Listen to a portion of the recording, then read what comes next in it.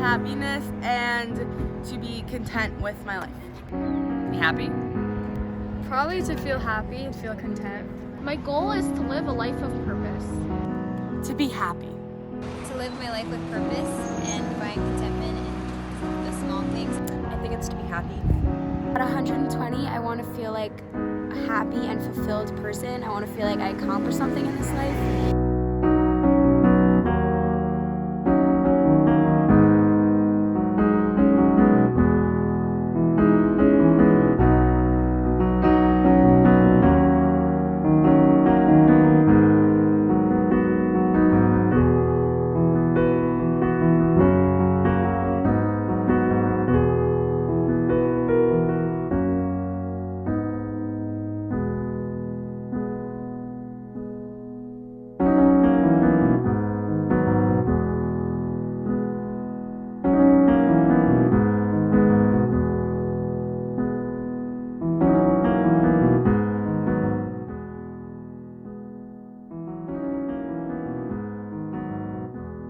Hi, my name is Jeff Victor, and I'm Eliana's father. I've been a professional musician since the age of 16, and I want to tell you how I came to my Yiddishkeit through the crazy road of rock and roll.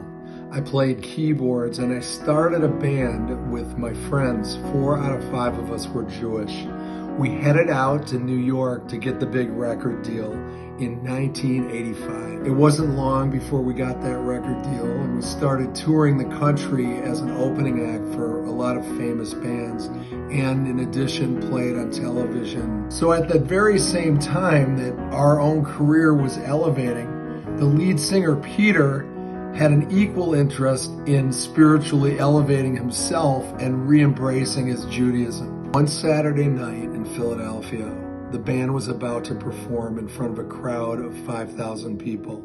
And our lead singer, Peter, refused to step on stage. Why? Because Shabbos was not officially over.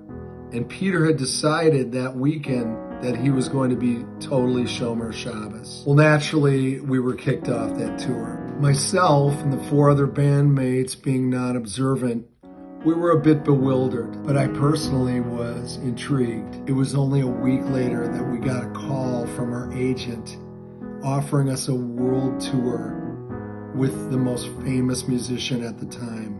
His name was Sting. This was the gateway to major worldwide success that we had all dreamed of. Peter then replied that we would be happy to do the tour, except for Fridays and Saturdays. This didn't go over well with Sting or the agent, and we lost the opportunity. I thought to myself, how can he blow this chance that we've all been working for?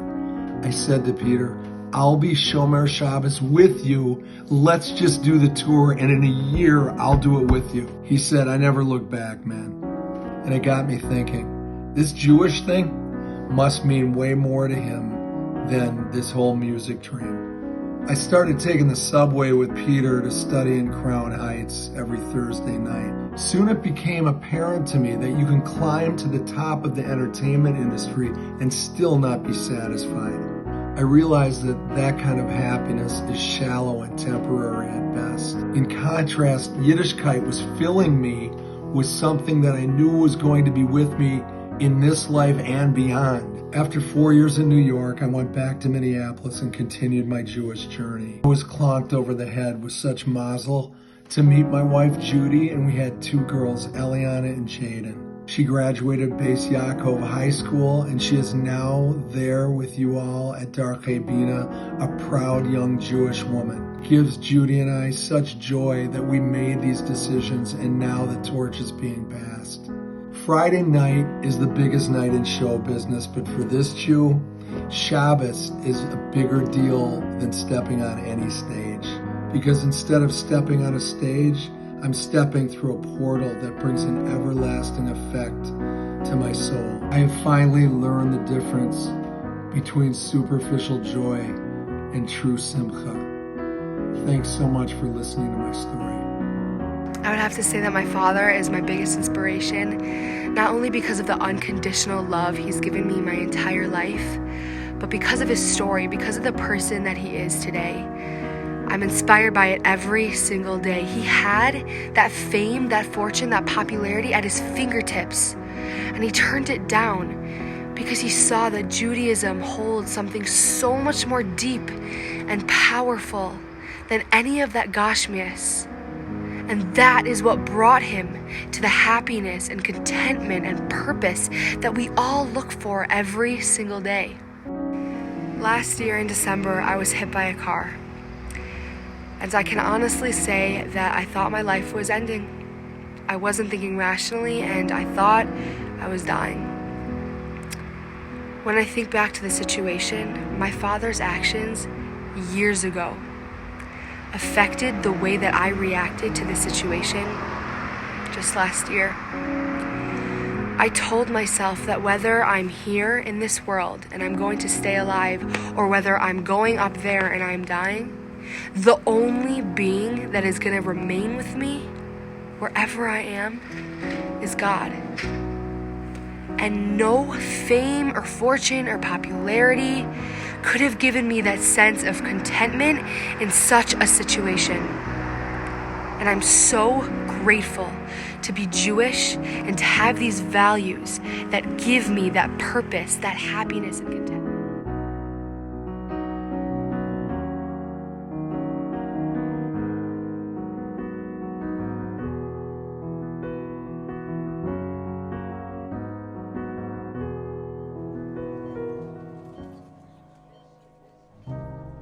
When we're laying on our deathbed, you're not going to worry about how much money you had, how much power you had, how much prestige. You're going to see that that was all game, that was all an illusion. Everything you gain in life will rot and fall apart, and all that will be left of you is what was in your heart.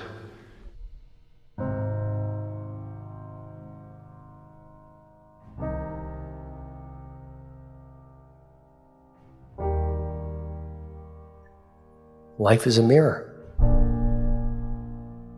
and life gives us not what we want. Life gives us who we are. When you were born, you cried while the world rejoiced. Live your life in such a way that when you die, the world cries while you rejoice.